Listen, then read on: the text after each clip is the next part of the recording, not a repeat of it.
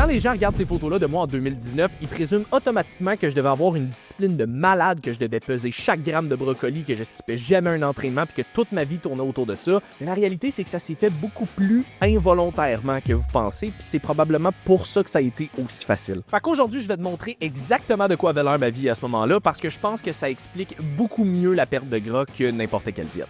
Quand on regarde quelqu'un de très lean, c'est très facile de se dire que ça doit être la personne la plus motivée puis disciplinée au monde. Mais ben honnêtement, à ce moment-là, c'était pas nécessairement le cas. Je me réveillais pas à chaque matin en me disant « Je veux perdre du gras, je veux être la personne la plus lean possible. » À ce moment-là, j'étais juste naturellement dans un environnement qui me menait dans cette direction-là. Fait que quand je regarde en arrière, c'est très facile de comprendre pourquoi je me suis rendu là sans vraiment faire d'efforts. Déjà en partant, je bougeais énormément sans avoir besoin d'appeler ça du cardio. Je travaillais dans 2 gyms en même temps. Je travaillais debout tout le temps, donc je marchais beaucoup. J'avais des cours de groupe où est-ce que des gens de cross-training, donc l'activité physique était super élevée. Je m'entraînais 5 fois par semaine. Donc ma dépense énergétique au quotidien devait être très élevée sans que j'aille besoin d'y penser. Si tu regardes en contrepartie, la moyenne des gens, ça va s'entraîner au gym pendant 1 heure, puis ça reste assis les 15 autres heures qui sont réveillés. Lequel des deux tu penses qu'il va avoir une plus grande dépense énergétique? Ensuite de ça, je ne pesais même pas nécessairement ma bouffe à ce moment-là, sauf que je mangeais pratiquement tout le temps les mêmes affaires, puis j'allais pratiquement jamais au resto. Fait que je me faisais mes meal prep parce que j'étais super occupé. J'avais des grosses journées, donc c'était important d'avoir ma bouffe si je voulais manger. Je priorisais des protéines maigres, je priorisais mes légumes, je priorisais de manger des choses qui allaient faire en sorte que j'allais avoir un sentiment de satiété pour pas mourir de faim toute la journée. Puis je prenais surtout pas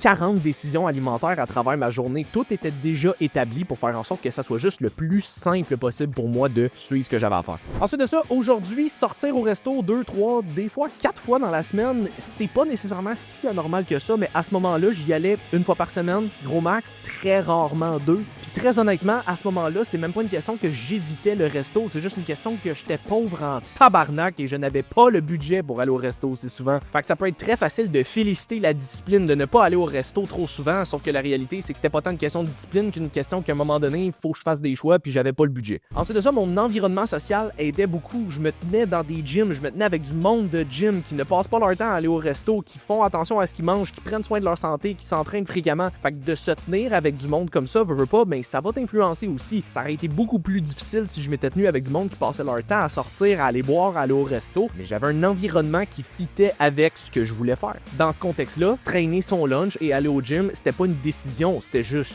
normal. C'était ce qu'on faisait puis on se posait même pas la question. Ensuite de ça, la réalité, c'est que je n'avais et je n'ai toujours pas d'enfants, mais je restais même encore chez ma mère. Ce qui fait qu'à ce moment-là, j'avais beaucoup moins de responsabilités, de préoccupations, j'avais beaucoup plus de temps libre, je pouvais dormir aussi tard que je voulais, dans la limite que ça impactait pas mon travail évidemment. Donc je dis pas ça parce que je veux que vous copiez le mode de vie que j'avais, parce que je suis parfaitement conscient que la réalité de moi dans ma jeune vingtaine n'était absolument pas la réalité de la grande majorité des gens qui vont voir ça. Je fais juste ça pour démontrer que c'était beaucoup plus facile pour moi à ce moment-là d'avoir un mode de vie qui supportait le fait de perdre du gras sans trop avoir d'efforts quand j'avais beaucoup moins de responsabilités. Puis finalement, je m'entraînais parce que j'aimais ça. C'est légitimement un plaisir pour moi de s'entraîner. Je m'entraînais pour essayer d'être le plus fort possible, pour battre des PR, pour essayer de prendre la masse musculaire. Je m'entraînais pas dans l'optique de brûler le plus de calories possible, pour être capable de pousser ma perte de gras le plus vite possible. Pour moi, la dépense énergétique était juste un side benefit du fait que je devenais de plus en plus fort. C'est là que j'ai compris avec le temps que la grande majorité des gens magasinent un physique, mais ne magasinent pas nécessairement la réalité qui vient avec ce physique-là. Parce que si tu regardes la shape que j'avais, beaucoup de gens auraient aimé avoir cette shape-là, sauf que n'auraient pas aimé le fait que je travaillais debout puis j'avais une dépense énergétique très élevée à tous les jours, n'auraient pas aimé le fait que ma meal prep était faite à toutes les semaines puis que je mangeais pratiquement toujours les mêmes choses, le fait que j'avais pas de responsabilité, j'avais pas d'enfants. Si tu vas avoir des enfants, ben c'est sûr que tu vas avoir des responsabilités de plus. J'allais pratiquement jamais au resto, pas nécessairement parce que ça me tentait pas, mais juste parce que j'avais pas les moyens pour y aller. J'avais un entourage qui favorisait tout ça parce que je travaillais avec du monde qui était dans le même milieu que moi. Fait que c'est toutes des choses qui pour moi à ce moment-là rendaient ça vraiment facile, sauf que pour beaucoup de gens impliqueraient des grands changements de style de vie. Fait que c'est pas pour dire que le mode de vie que j'avais à ce moment-là était mieux, c'est juste pour dire que c'est une réalité qui est différente et tu ne peux pas avoir un sans l'autre. Puis la vérité là-dedans, c'est que je suis plus aussi lean que ça aujourd'hui, majoritairement parce que mon mode de vie a changé. Aujourd'hui, je suis plus employé, je suis travailleur autonome, fait que j'ai plus de responsabilités puis beaucoup plus de temps à investir dans mon travail. Aujourd'hui, j'ai plus les moyens de me permettre d'aller au resto, fait que je me limite moins quand j'ai des sorties sociales. Aujourd'hui, j'ai une job qui est beaucoup beaucoup plus sédentaire qu'avant. Dans ce temps-là, je travaillais debout, je donnais des cours de groupe, je faisais du one-on-one avec des clients dans le gym 40 heures semaine, tandis qu'aujourd'hui, j'ai une job qui est majoritairement assise à un bureau à faire des programmes d'entraînement, à faire des suivis en ligne avec des clients ou même en présentiel, mais ça se fait quand même à un bureau. Donc la quantité de temps que je passe pour mon travail debout, actif, est vraiment moindre que dans ce temps-là. Puis tu sais quoi? Je suis parfaitement à l'aise avec ça parce que la réalité, c'est que tu n'es pas